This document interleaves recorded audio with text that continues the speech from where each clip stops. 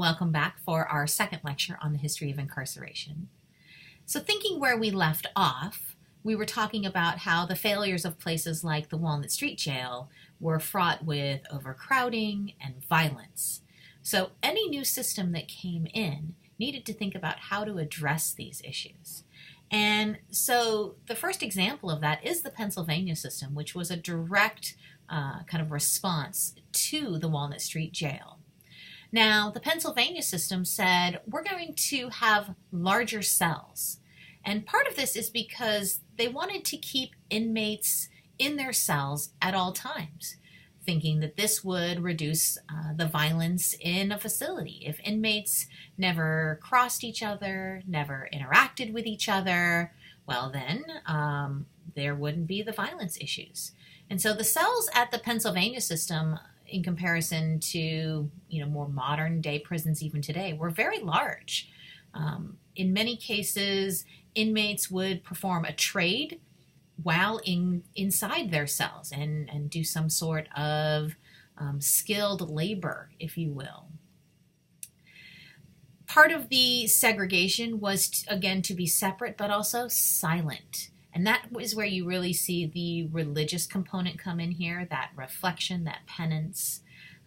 The idea that inmates didn't talk to each other. They could never even see an individual. Often under this system, if somebody was moved from a cell for any reason, they were blindfolded. So the sensory deprivation was really high under the Pennsylvania system. Hard work was certainly a key component. Again, remember, inmates were working within their cells. Maybe they were cobblers, or they were leather makers, or loomers, and they were weaving fabric.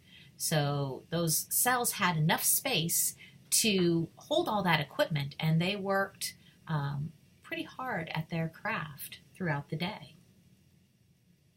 And again, that religious transformation, very much that Quaker model of reflecting on the Bible. The Bible was, the book they were allowed to have in their cell, and the idea was that they would spend their time reading and reflecting on the Bible as part of their Reformation. So perhaps the primary and certainly most well-known institution under the Pennsylvania system is Eastern State Penitentiary, which opened its doors in 1829. This was built to replace the Walnut Street Jail, right, which, remember, had become very problematic, overcrowded, violent. And it embraced this idea that inmates were contaminating each other. So again, that separate but silent system. And these large cells where inmates would live and work. And I want to mention that a unique factor here is that inmates at the Eastern State Penitentiary had hot water and flushing toilets. Now, that may not sound like a big deal to you, but this was incredibly unique. I mean, we had major government buildings. The White House didn't even have flushing toilets during this era, and yet here we have it at a penitentiary. Again, solitary confinement is the key factor here, right? People were together by themselves, right? They, together, me, myself, and I, right? They didn't have a lot of interaction. They had no interaction with jails, with the guards, with other inmates. They were on their own. So their facility, they had their own individual rec yards, so they didn't even interact with another soul during their time outside or anything. The intent of this was to engage in reform and rehabilitation, but the reality is that it drove people crazy. To not have any sort of interaction with another human being really made people lose their minds, right? And really exacerbated some mental health issues amongst the inmates. Not surprising, even though you built more and more and more cells, right? Certainly the size of these cells that were required to carry out their mission, but just over time, there wasn't enough space for people, so it became filled to capacity and beyond throughout its tenure. So this is a really old picture. Obviously, it's very grainy, but it gives you an idea of the sketch of the institution. And so there's a couple things that I want to point out here. First of all, you've got this very imposing wall around the structure, very castle-like. In fact, when you come up onto it today, because if you go to Philadelphia today, which you will see that I did, and some of my colleagues from the Criminal Justice Department, we went, and so you'll get to kind of see us walking through the grounds of this institution. Very high walls, imposing structure. But also what's really unique is this radial design where it looks like spokes of a wheel, right? So you have a center area and then all of the cells or unit blocks kind of come off of that center, right? So your administrative building there in the heart of the hub and then all of your wings coming off of that. So this is what it looked like today, and you can't really tell from this picture, but it was out in the middle of nowhere. It was out on the quote-unquote outskirts of the city. The reality is today it's like a 10-minute Uber drive from the Liberty Bell, so it's in the heart of the city today, right, as things have expanded. What does it look like today? Even though they've done a lot of reform, it's very... it's an old building, right? And so you see here on the first picture on the left, this is one of the kind of corridors where the cell blocks where inmates were held. The picture in the middle is a room that has been redone, refurbished to show what it might have looked like during the era of the inmates. And you can see there he's got a bed, he's got a door to his little outside yard, and a place to engage in his craft. But then, we did have prison escapes even back then. This reminds me of the movie Shawshank Redemption, where you had a group of inmates that basically dug their way to freedom. Unlike the storyline in Shawshank Redemption, these inmates... So while the Pennsylvania system became incredibly popular through a number of states, other systems did pop up to make some adjustments, do things a little bit differently. And one of these was the New York system, or the Auburn system, named after Auburn Prison, surprisingly, in New York, right? This had a lot of similarities to the Pennsylvania system, but there were some key differences that I want to point out here. First of all, they had smaller cells. The idea here was that inmates only used their cells at night to sleep. And so while people still had individual cells, because they weren't in there all day, they didn't need to be quite as big. They didn't need to have individual rec yards. What they did do was they had a congregate labor system. And so people would work together side by side. Still silent, right? They still very much enforced the no communication with other inmates. So you were working together, but you weren't allowed to talk. The idea here was that maybe that would help improve some of the mental health issues that we started to see come out of the Pennsylvania system and its use of solitary confinement. And so the Auburn system said, well, we're going to have people be together outside during the day, but then in their cell alone at night. So solitary confinement-ish, right? As a result, they were able to hold a greater number of individuals because they had smaller cells. And for that reason, it became the more popular of the two models because not only could you house more people, but you could benefit from the use of prison labor on a much larger scale. And so you started to see kind of assembly line work coming into play, certainly reflecting changes just in society in general, right, with the use of assembly line work outside of the prison walls. We started to see some of those adaptations coming inside the prison. Now, one of the early models of the New York system, and probably one of the most famous institutions, is Sing Sing. Now, Sing Sing was modeled after Auburn Prison, and one of the unique factors here is that it was actually built by inmate labor. And so you would have inmates that were shipped up from New York City to build this new facility up on the Hudson River, about 30 miles north, in a town now today called Ossining. And that name comes from a old Indian word, Ossing Ossing.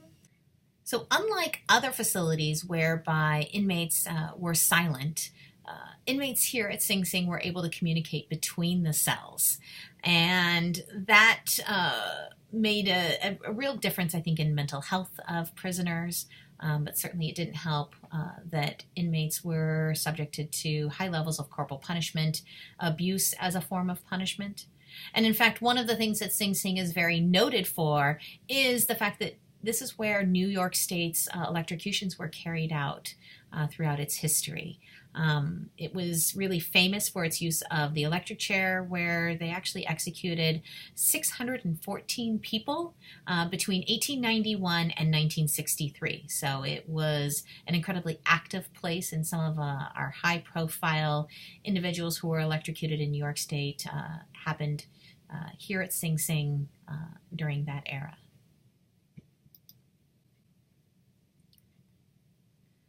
So while these early prisons did do some reforms, and there were a lot of things to take away from the positives of the New York and the Pennsylvania systems, there were also some failures as well. Mostly that most of these prisons were understaffed, not surprising, overcrowded, and with inept leadership. In fact, when we look at early history documents of the people who were incarcerated at Sing Sing versus those who worked there, it was a very fine line between the two populations. One would argue the guards were just people that hadn't been caught yet. So there was a lot of problems there, which meant that these were very violent, corrupt, and degrading places where inmates were left largely unsupervised. There was no training for guards, very poor pay, and as a result, it really opened up opportunities for corruption as well as a lack of supervision, if you will. As a result, there was a high access to contraband, right, that really kind of plagued the prisons and made them less rehabilitative than they had been designed. And you still started to see that popularity of solitary confinement, both throughout the Pennsylvania system as well as within features of the New York system as well. So in an effort to really reflect on the issues within the Pennsylvania and the New York system, Elmira Reformatory was developed in 1876 in New York. And so I want to start off first with just noticing the difference in the name. This was meant to be a reformatory, not a penitentiary, right? So there was very much a focus on rehabilitation and created a graduated reward system whereby people would get benefits for their good behavior, for their participation in things. It was the first time that we saw the use of good time credits, whereby inmates could actually earn time off of their sentence for good behavior, which actually then led to legislation of the indeterminate sentence.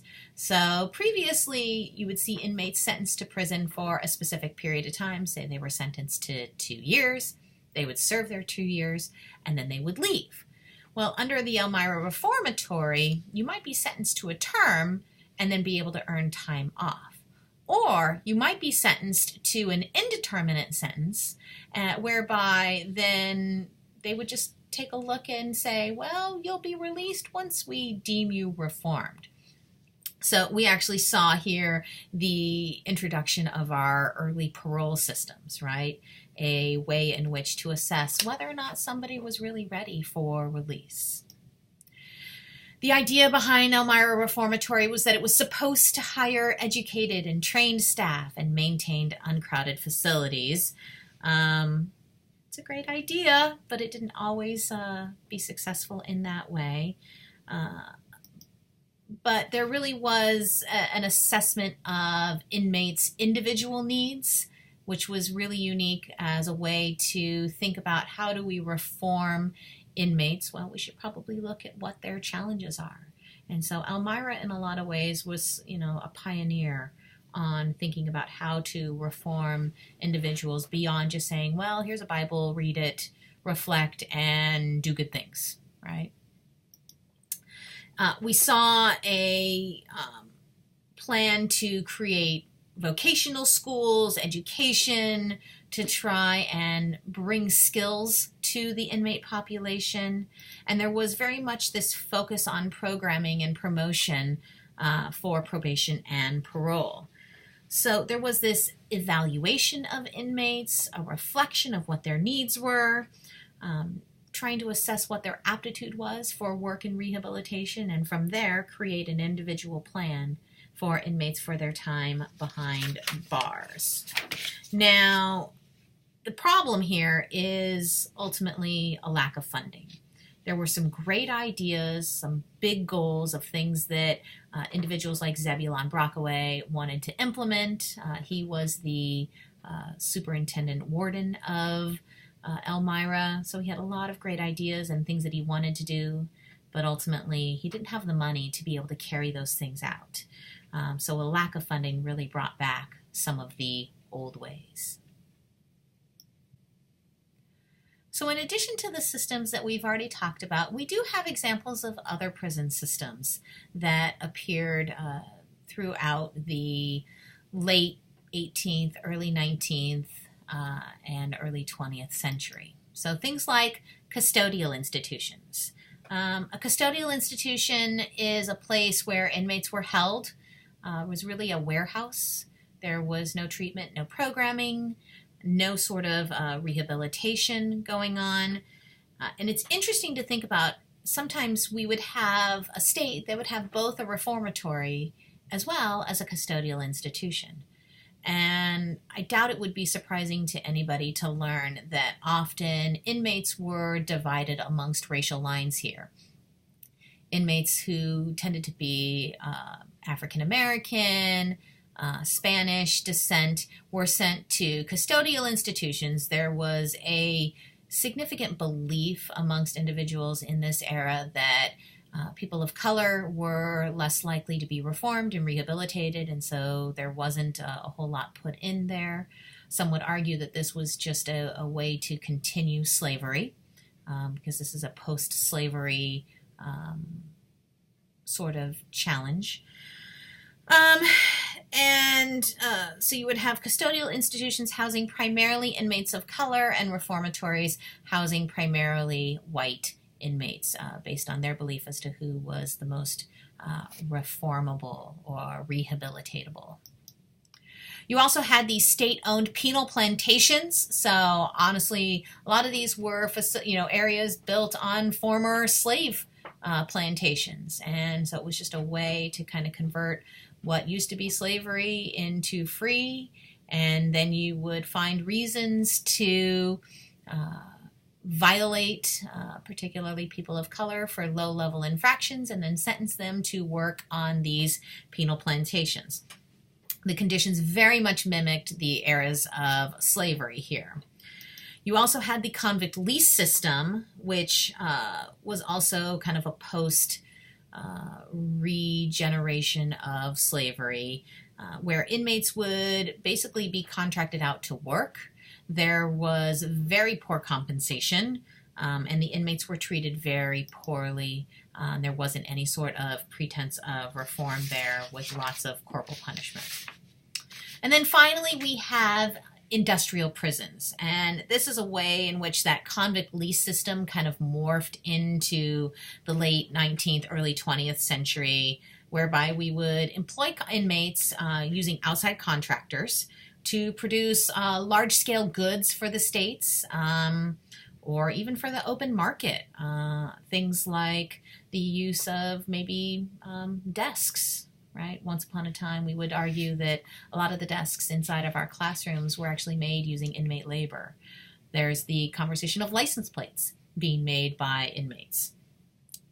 One of the things that challenged these sort of programs and institutions, certainly the Depression came in, and there was an argument that why should inmates be doing these jobs when individuals in the community need them? But also there was a strength of unions as well, wanting to make sure that this work was made available to the community. So in conclusion, what are some of these themes that we're seeing? We're starting to see this idea of rehabilitation, and not just religion as rehabilitation, but true education, the use of kind of a medical model to treat individualized treatment plans, That was a huge influence here in this era. We still deal with overcrowding. We're still dealing with solitary confinement, and we're still dealing with violence and abuse.